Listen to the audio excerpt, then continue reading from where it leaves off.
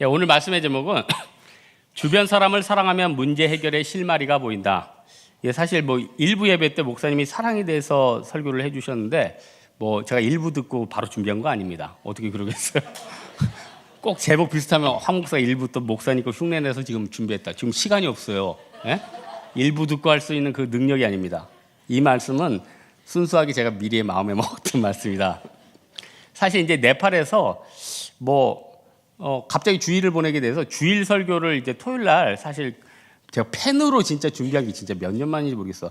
펜으로 이제 한 페이지 정도 이 말씀을 묵상했는데 사실 개인적으로 너무 은혜가 커가지고 이 말씀을 좀 다시 좀 이번 주 묵상하면서 또 얘기합니다. 귀찮아서 우려먹는 게 아니라 묵상하면서 왜 이렇게 순수하게 좀 저를 바라봐 주세요. 제가 어떤 그 나라에 가면은 그 나라에 대해서 생각하게 되잖아요. 네팔에 대해서 이번에 진짜 많이 생각했어요. 저는 사실 지금 제가 누리고 있는 한국에 대한 인프라와 여러 가지가 얼마나 감사하고 종교적인 자유가, 그래서 여러분, 나라는 선진국보다 후진국, 어떻게 보면 억압과 핍박이 있는 곳을 갔다 와야지 깨달음이 있는 것 같아요. 그래서 저 말고 어떤 분이 네팔에 갔다 와서 나는 인생 헛되게 살았습니다, 어떤 사업하시던 분이 그런 얘기를 했다는 얘기를 들었습니다. 제가 보니까 일주일 갔다 와서 네팔이 어떤 나라다 이렇게 얘기할 수는 없죠. 네팔에 사시는 분도 있고 선교사님도 있고, 그러니까 함부로 어떤 나라를 판단하기는 힘들 것 같아요. 그런데 나라별로 속성은 있는 것 같아요. 저는 그래도 그 중국 쪽은 관심이 있어서 공부도 해보고 또 중국어도 공부하고 또 그 나라의 흐름도 하고 복음 언제 들어갈까 이런 것도 생각을 하는데, 저는 사실 요즘 굉장히 놀라요. 왜냐면은 중국 지도부가 사실 만만한 사람들이 아니거든요. 이 사람들은 굉장히 견제도 있고 또 주고받는 게 있고 하는데, 21세기에 시진핑 주석이 그 숙청하고 이런 거 보고, 야, 이게 미국이나 서방이나 이런 데는 가능한 게 아니거든요. 그게. 예? 굉장하다. 그 나름대로 지금 이 시대에 아마 거의 마지막 그런 리더십이 아닐까. 나름대로 중국 사람들은 그런 가치관이 있어요. 사실 중국의 평민들은 지도부랑 별로 상관이 없어요. 땅덩어리도 너무 크고요. 누가 정권을 잡든 별로 자기의 삶과는 별로 관계가 없는 거예요. 그러니까 누가 보든 나라보다는 개인주의죠. 그래서 중국 사람들이 누구 죽어가는데 앰뷸런스 가는데 모른 척했다, 교통사고 나는데 서로 멀뚱멀뚱 보고 있었다. 그게 수천 년간 개인주의적인 사고가 뿌리 박혀 있는 거거든요. 우리 볼 땐 이상해요.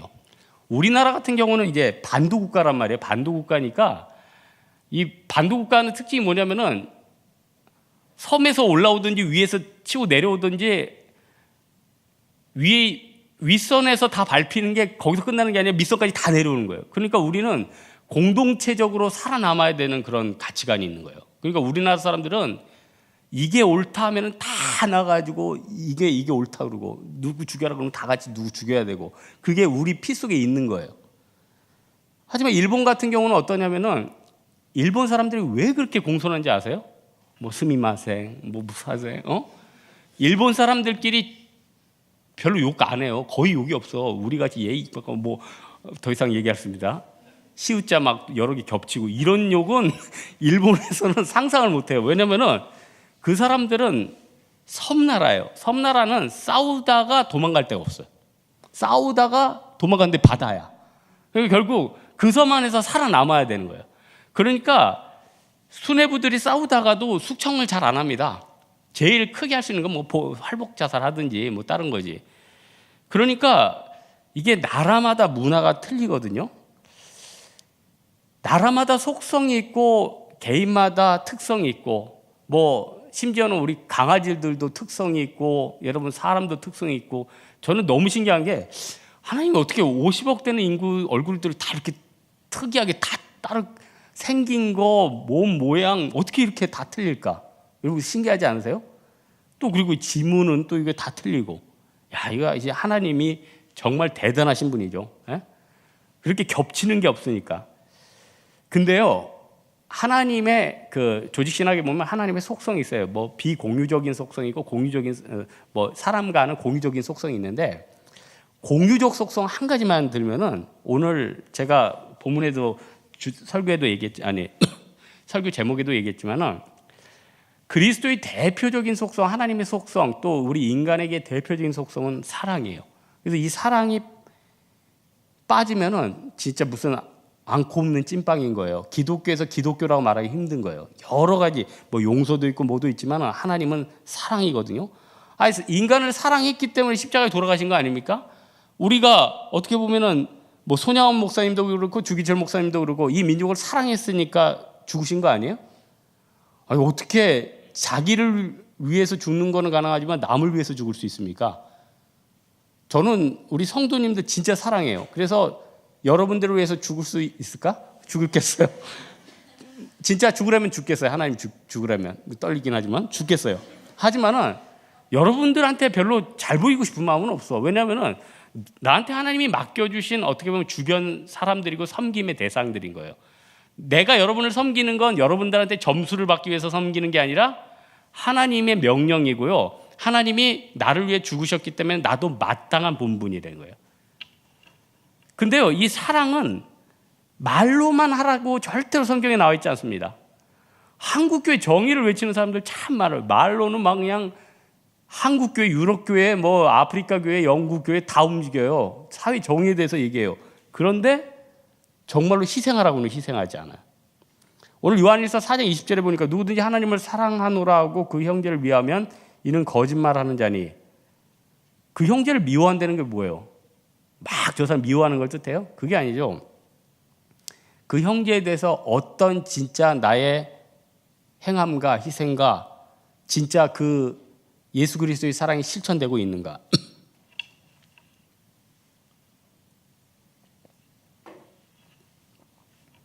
굉장히 중요하다는 거예요. 여러분, 사랑에는 하나님이 엄청난 기적이 있어요. 저는 하나님이 왜 우리 한국교회에 그동안 앞으로는 어떻게 될지 모르겠어요. 앞으로는 또 부흥할지 또 사그라들지 모르겠어요. 왜냐하면은 그건 뭐 하나님의 주권 안에 있는 거기 때문에. 한국교회를 움직인다고 막 열심히 뛰는 사람들인데 그건 오늘 1부 때도 목사님 얘기했지만 인본주의적인 게 커요. 왜지? 사실 부흥도 하나님 뜻이고 침체되는 것도 하나님 뜻이고 말라기의 400년간의 침묵의 시간도 하나님 뜻이란 말이에요. 우리가 나중에 시간이 지나고 나면 50년간 남북이 분단돼 있었지. 그때 한국교회가 많이 부흥했었지. 이렇게 될 수도 있다는 거예요. 중요한 건 뭐냐면은 어떤 난관 속에서도 사랑은 놀라운 기적의 역사를 나타난다는 거예요. 이번에 네팔 목사님들 만나서 이제 뭐 강의를 했는데 사실 저는 버스 처음 타고 올 때 그 목사님들하고 같이 타고 왔거든요. 근데 선교사님이 저한테 소개를 안 해줘서 그분들이 목사님인지 처음에 몰랐어요. 그냥 같은 버스에 타는 네팔인인 줄 알았어. 그래서 인사도 안 했어. 뭐 제가 그렇게 악한 사람 아니잖아요. 알았으면 인사를 했지. 근데 선교사님이 저보고 빨리 타시래. 그래서 버스 왔다고. 그래서 탔죠. 그러면 그 다음에 이분들이 네팔 목사입니다 하고 저한테 소개를 해주셨는데 선교사님도 워낙 바쁘고 정신이 없으니까 그냥 거기 안에서 좀 쉬고 계시고 저도 뒤에서 쉬고 계시고 그래서 네팔 사람 앞에 탔구나 했는데 내려가 보니까 그분들이 네팔 목사님이었대요. 근데 그 목사님들하고 이제 올라가서 강의를 하는데 네팔 목사님 중에 진실한 분들도 많죠. 그리고 네팔 교회가 작은 교회가 아니라 어떤 교회는 150명 넘는 교회도 있더라고. 작은 목사님들이 아니에요. 근데 어떤 목사님들 그래요. 내가 이 교회를 다른 성도나 담당할 분한테 맡기고 나는 한국 같은 데 일해서 좀 돈을 벌고 싶다. 왜냐? 이게 네팔이 너무 어려워가지고 지금 당장 먹고 살지를 못하는데 11조를 어떻게 얘기하며 당장 죽어가는데 내가 그들에게 빵을 줄 수 없고 그러니까 리얼하게 얘기를 하는 거예요. 근데 우리는 그걸 그냥 비난만 할 수가 없는 거예요. 왜냐하면 진짜로 너무 척박하게 살아가니까. 근데 제가 그 얘기를 했죠. 50년 전에 한국전쟁 끝나고 우리나라 먹을 게 없어가지고 당신네 네팔에서 쌀 갖다 먹었다. 50년 전에 네팔에서 우리 쌀 갖다 먹었어요. 전쟁 끝나고 우리가 도움받았다고요. 근데 그때 우리나라도 당연히 11조 할 돈이 없어가지고 쌀 10분의 1, 성미라고 하잖아요. 그 10분의 1을 교회에다 냈다. 성도들이 전쟁 나고 부산이나 이런 데 피난 가서 자기 집보다 교회부터 지었다. 굉장히 많이 공감하더라고. 사랑의 힘이구나. 여러분 사랑에는 엄청난 힘이 있습니다. 그래서요 공부를 하고 어떤 걸 하는 사람도 어떤 거 사랑해서 하는 사람들은 감당을 못해요. 그게 진짜 거의 그 전문가 되는 거죠. 그 사람은 자기가 하는 일을 사랑한다 그러면 그 사람을 따라갈 수 없다니까요. 노력보다 더 센 게 사랑입니다. 그 사랑의 힘이 어마어마하다는 거예요. 그래서요, 우리 기독교인이 사랑에 대한 덕목을 단순히 피상적으로 사랑 누가 말했네 이걸로 생각한다면은 정말로 큰 걸 놓치고 있는 거죠. 그럼 어떻게 사랑해야 되느냐? 이웃 사랑은 과연 어떻게 해야 되는 거고 나는 그 사랑에 대한 어떤 마인드를 가져야 되느냐? 일단요, 예수님께서 신약의 황금률을 통해서 큰 걸 가르쳐 줬어요. 여러분 구약의 황금률 알죠? 신약의 황금률은 뭡니까? 신약의 황금률은 그거잖아요. 남이 네가 해주기를 바라는 만큼 너도 남에게 해줘라. 남이 너에게 비판받는 거 원치 않으면 너도 남 비판하지 마라. 상식적인 거 아니에요? 근데요, 많은 사람들이 이 기본적인 황금률을 몰라요. 어떻게 보면 이 시대가 선진국에서 어떻게 보면은 뭐 금융위기를 겪는다, 뭐 부동산 모지기를 어떻게 보면은 모지기론 때문에 뭐 점차 부동산이 폭락한다, 뭐 달러 가치가 떨어진다, 여러 가지 경제 위기다. 잘 들어가 보면요, 뭐 경제 주기도 있지만은 뭐 저는 그런 거 잘 모르는 사람이지만은 탐욕에 근거하는 게 많아요. 작은 거 가지고 부풀려서 여러 사람 부대될 수 있다. 예? 탐욕. 후진국은 어떻게든 우리가 그 선진국으로서 그 착취해 가야겠다. 지금 이게 뭐 비단 근래의 일입니까? 옛날에 뭐 과거에는 안 그랬나요?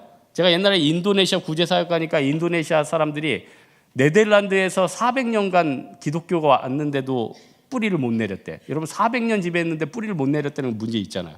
왜 그러냐? 교회 오는데 의자에 앉아라, 넥타이 메고 와라, 이렇게 안 되는 거예요. 뭐 네덜란드 사람들 비난하는 게 아니라 그런 문화들, 하지만 그 나라는 그게 또 틀린 거거든요. 그랬을 때 상대에 대해서 이렇게 생각하고 상대가 싫어하는 건 어떻게 하면 안 할까 생각하는 거 굉장히 중요한 것 아니겠습니까? 근데 세상에도 다 세상 룰이 있잖아요. 직업의 룰이 있고, 의사는 의사의 룰이 있고, 법관은 법관의 룰이 있고, 기자는 기자들만의 룰이 있잖아요. 그런데 우리 기독교인들은 오히려 룰이 없어요. 그냥 어떻게 보면은 저 사람 죽을 때까지 잘못한 거고, 저 사람 내가 판단했을 때 아니면 아닌 거고, 이렇게 있다는 거예요. 다 연약하고 다 마찬가지예요. 어떤 양떼가 뭐 어떤 리더한테 들었는데 전화해서 이랬대요.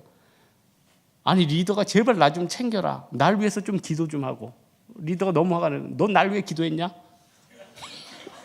다 힘들어. 넌 나를 위해 기도했어? 아니 사실 저는 리더 모임을 할 때마다 안타까워. 그 리더들 간사들 얼마나 자기들도 힘든데 와가지고 앉아 있고 그런 리더 간사를 위해서는 기도했냐는 거예요. 다 똑같아요. 다 어렵다고요. 여러분 이 하나님께서 우리에게 황금률 왜 그 마태복음 이런 데 보면은 이웃을 향해서 라가 바보라고 하는 자는 지옥불에 던져지라. 무슨 말입니까? 너 나빠 뭐 이렇게 한다고 그게 그렇게 죽을 죄는 아니지만 그 미움과 상대를 배려하는 못하는 마음이 점점 자라서 자기를 이기주의적으로 만들어요. 그리고 다른 사람을 죽는 데까지 내몰아요. 그래서 결국 그게 살인까지 연결되는 겁니다. 그래서 오늘 요한일서 그 앞에 보면 가인에 대해서 나오잖아요. 자기 원하는 대로 제사하고 자기 안 받으면 화내고 그런 것 아닙니까? 그래서 우리나라 그 표현에서도 역지사지도 있잖아요. 참 좋은 비슷한 것 같아요. 역지사지. 예? 역지사지. 그 마음을 가지고 나가야 된다는 겁니다. 그래서 대부분 자기 묵상은 100이 있으면 99예요. 이기적인 사람. 완전 이기적인 사람 100. 근데 그 정도까지는 안 하고. 근데 나에 대해서 90 정도 생각하고 10분의 1, 11조 들이듯이 10분의 1을 남을 생각하는 사람. 그 사람 성자입니다. 여러분 사실 우리가 어떤 거 잘 지켜가는 게 쉬운 게 아니에요. 여러분 11조가 쉽습니까? 어떤 사람은 그죠? 저 11조 꼭 하는데요. 근데 여러분 부수적으로 생기는 여러 가지 돈 다 10분의 1 해서 드렸어요? 막 주식 200만 원 나오는데 그것도 다 하고 집 팔았는데 3천만 원 나오면 그거 하고 다 했어요? 하나님이 나중에 결산해 볼까요? 그럼 뻥뻥 뚫려져 있어요.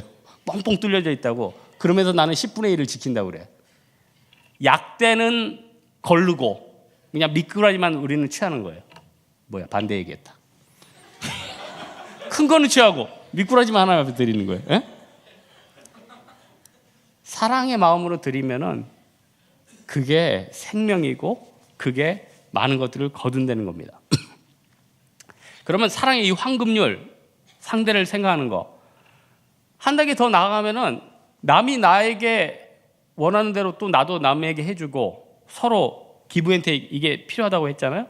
그러면은 조금 더 들어가서 상대의 마음을 어떻게 읽느냐는 거예요.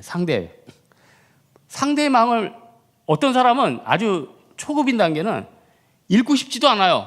관심도 없어. 진짜 읽고 싶지도 않아요. 목자 중에 제일, 저도 목회 뭐 몇 년 이렇게 하면서 느끼지만은, 제가 목회의 암흑기 중에 하나는 성도들에 대한 관심이 사라질 때예요. 내 문제만 크게 느낄 때예요. 상대 입장을 많이 생각해요. 쟤 왜 이렇게 리더 열심히 안 할까 하면은 화가 나는데, 근데 하나님이 기도하다 보면은 역지사지의 마음을 줘요. 야, 쟤 지금 얼마나 가정도 힘들고 돈도 못 벌고 쟤 얼마나 가정에서 예수 믿는다고 핍박당하고, 그러면은 그냥 예배 자리에 있는 것만 해도 감사한 거죠. 그러면 또 그 마음이 전달되고. 그래서 우리가 정말로 이런 훈련도 해둬야 될 것 같아요. 무조건 남 사랑해야지 사랑해야지는 게 아니라, 상대에 대해서 항상 어떤 말을 하거나 화날 때 한 번만 쟤한테 내가 욕을 하고 싶어요. 그럼 그 앞에 가요. 욕하기 전에 한 번만, 얘가 왜 이런 얘기를 하고 이렇게 나쁜 소리를 할까 하고 잠깐 생각하고 걔에 대해서 한번 묵상을 해요. 그러면은 내가 얘래도 그럴 수 있겠다 하고 참 느껴요. 제가 아까 얘기했지만은 우리나라 이제 젊은 세대들이 좀 미래가 사실 암담하잖아요, 사실. 예? 지금 영유아부 애들 걔네 어떻게 살아갈까? 그냥 지금 철없이 저렇게 기뻐하고 뛰어놀고 있는데 걔네들 보면은 부흥기가 아니고 흑암기가 올 수도 있는데, 예? 점점 뭐 개인주의적인 성향으로 갈 수 있는데, 점점 먹거리가 사라질 수도 있는데, 근데 걔네들에 대한 대안도 우리가 이게 좋다 하고 막 어른들이 좋은 거 하면 그게 대안이 아니더라고. 그냥 얘네들 사랑하는 마음으로 묵상을 하면 답이 쭉 보여요. 제가 요 얘기는 내가 그 네팔에서 설교할 때 했어요. 이건 뭐 여러 가지 중에 하나인데, 요즘 하도 또 그 논쟁하더라고. 한 40년 논쟁한 문제에서 우리나라 사람들은 뭘 그렇게 50년이 됐든 60년이 됐든 어떤 논쟁하는 거 있으면 끝이 없어. 끝내고 이제 결산을 해야 되는데, 결산은 예수님 오실 때까지 안 하실 것 같아요. 어떤 문제 있으면 계속 그걸 너무 오래 묵상해요. 이게 한자 논쟁을 또 하시더라고. 또 이거 또 한자를 병기해야 되느냐 말아야 되느냐, 배워야 되느냐 말아야 되느냐. 나는 내 말이 하는 게 지금 옳은 말은 아니에요. 왜냐하면은 저는 옳다고 생각하지만 여기 대해서 다양한 생각이 있기 때문에 이게 답이다 말할 수는 없어요. 근데 개인적인 생각은 있어요. 저는 사실 중고등학교 때 6년간 한자 배웠어요. 부수 다 하고 천자문 30번 쓰고, 예? 다 천자문 외우고, 또 뭐 대만 선교 때문에 어쩔 수 없이 10년 이상 계속 중국어 하게 되고, 그러다 보니까 한자도 오래 접했고 뭐 중국어도 접하고 느낌이 있어요. 그러면 어떤 사람이 어렸을 때 한자 배우는 거 좋죠. 저 개인적인 생각은 한자는 이런 말하면 무식하다 모르지만 그렇게 집착해서 배우진 않아도 될 것 같아요. 그러면은 이제 저 미쳤구나 이럴 사람도 있고, 의외인데 이렇게 얘기할 사람도 있어요. 왜냐하면은 천자문 제가 30번 쓰고 다 했는데 지금 별로 생각이 안 나요. 중요한 건 생각이 별로 안 나. 또 하나, 지금 우리가 쓰는 한자가 이게 번자체예요. 중국에서 쓰는 거 아니가 라틴어, 고대 라틴어 번자체란 말이에요. 그러니까 우리나라 사람들이 중국에 가서 이 라틴어를 이렇게 한자 번자체를 써들면 중국 사람들이 깜짝 놀라. 자기네 사람들도 못 쓰는 고어를 외국 사람이 와가지고 그걸 필답을 하고 있으니 이거 다 뒤집어질 일이지.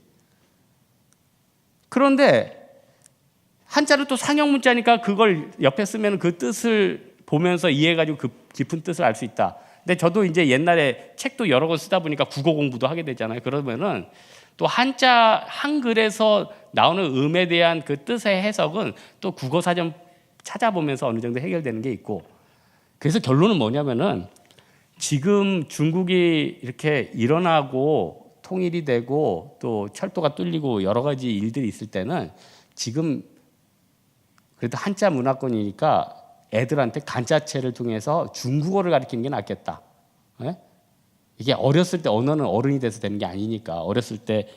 그러니까 제 말의 핵심은 뭐냐면은 뭐 번자체부터 간자체부터 이게 핵심이 아니라 어떤 사안을 놓고 이게 답이다 그러지 말고 그 상대나 다음 세대를 보고 묵상을 하면 그게 답이 나온다는 거예요. 아니 여러분 생각해 보세요. 저도 네팔에 가니까 도와줄 게 많고 여러분 집에 안 입는 옷 있죠.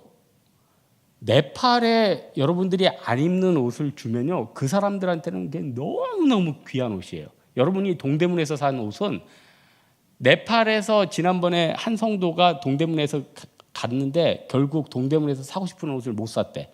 비싸서. 여러분 그 동대문에서 살려는 옷이 얼마였냐면 5만 원이었어요. 여러분 네팔에서 소 한 마리가 얼마인지 아세요? 4,600루피야. 5만 원이에요. 소 한 마리에.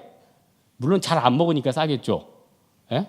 하지만은 우리가 입는 옷이나 이런 건 그 나라에서 너무나도 귀한 거예요.